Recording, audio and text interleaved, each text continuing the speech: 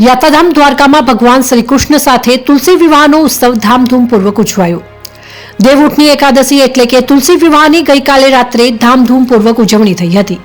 કારતક સુદ 11ના પ્રબોધિની એકાદશીના દિવસે ભગવાન વિષ્ણુ નારાયણના તુલસી સાથે વિવાહની દ્વારકાના જગત મંદિરમાં ઉલ્લાસભેર ઉજવણી થઈ છે।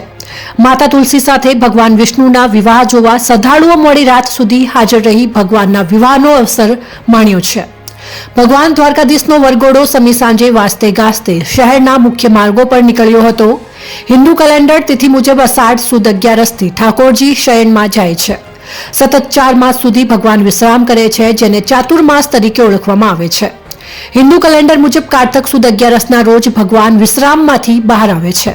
તેને પુરાણોમાં દેવઉઠી 11 તરીકે ઓળખવામાં આવે છે।